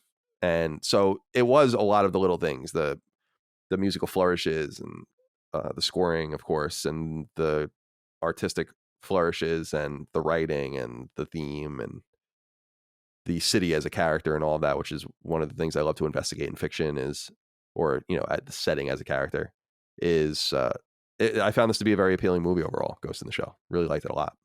Oh, I'm glad. Yeah. And I'm happy that we got to finish up that trifecta. Now we got Akira, Ninja Scroll, Ghost in the Shell. Boop. All three, did them all in done. order. Super fun, dude. And I have to say, again, that the opening sequence of this film is still one of my favorite anime openings of all time. The Making of a Cyborg is a brilliant song. That sort of, I read about it. It's based on some sort of actual ancient traditional wedding song that I think was originally intended to, like, ward off evil spirits in your life or whatever, but kind of sounds like a funeral dirge. And then with, like, the little kid like voices singing, and then the code coming in and forming, it's a really epic sequence. I mean, as far as opening credit sequences, I can't even think of a better one, live action or animated. It's so beautifully done. And yeah, Kenji Kawai's music, man. It's a soundtrack in this film that you feel more than you even hear sometimes. Like if you just pay attention to the very soft music during the crab or spider walker tank sequence where, you know, you're in that, I guess, that old section, abandoned section of town in that old museum, and you barely hear the music. It's just coming in. It's just giving you that eerie, soft, foreboding feeling, almost coming in little stings. You know, you hear it underneath the action, and it's almost like tied in with the sound effects, the environmental sound effects. So good, dude. I think Mamoru Oshii has said that he has never been, they've been working together for like 30, 40 years. He said Kawai has never let him down on something, which, you know, Mamoru Oshii, I love him. He has a great sense of humor and stuff, but he's very opinionated. I think he has a long standing feud with Miyazaki, actually. Like they don't really get along, supposedly. But I will say this as a closing bit that a lot of our listeners, viewers will be interested in. I found a great 5 or 6 minute interview with Mamoru Oshii, again, who directed Ghost in the Shell, many other things, famous manga anime director, legendary, super cool. Seems like a super cool guy. Actually, born in 51, almost mom and dad's age. Awesome, beautiful man. I found a 5-minute interview of him talking about Hideo Kojima, particularly Death Stranding and Kojima's overall genius. It's awesome. It's awesome to see somebody awesome in awe of somebody else. And just basically saying how, I guess he's talking about, you could kind of intimate in his language that they're friends, although Kojima's not in it. But he's saying like what Kojima does in games is so much more advanced than almost anybody can do in the medium of anime or live action film. And now how he's afraid that how it's rare to see somebody who works as hard as Hideo Kojima to do something amazing, and that he's worried he's going to live a shorter life because of it, and that he's on one hand waiting for the next Kojima joint because he's so excited, and on the other hand he's like worried about his friend working like that. It's awesome because I think Mamoru Oshii is a guy who never even had a family, as far as I know. He like lives with his dog. Like his whole life was dedicated to his craft. So for somebody like that to be talking about the craft of somebody else who's actually even younger than him and saying like, like this guy is so amazing that I'm worried about him type of thing. It's awesome. You guys got to go find it. It's a quick watch, subtitles so you can understand everything he's saying. And yeah, that was a really great closing piece for me because again, it's so crazy to hear a legend send up a legend, you know? Just makes you realize how legendary. I'm a huge Kojima fan as it is, but that just tripled it for me. It was like, whoa, so cool. Yeah, it is cool. I totally know what you mean, and my esteem for Kojima himself has just gone up as I've gotten older as well. And Death Stranding is really, really good. Really good game. I gotta play that game. I think what's special about it is that I think it's, and no one really talks about it because I think most games criticism is just not deep enough to talk about this, but it's pro-life. That game is a pro-life game, and I would challenge anyone to find otherwise in its themes. And I thought that alone was an interesting approach. That is very interesting. I think it's pretty blatant personally, but it's not something you can complain about. So, well, you could have complained. People could have complained about it. So I'm surprised that people didn't complain about it. Dave, let's end every episode of Knockback as we always do with a dad joke. All right, my friend, I got 2 for you today. 2 for the price of 1. Double your pain or possibly your pleasure. Hopefully your pleasure. Oh. Kyle. Yeah. What does a cow use to do math?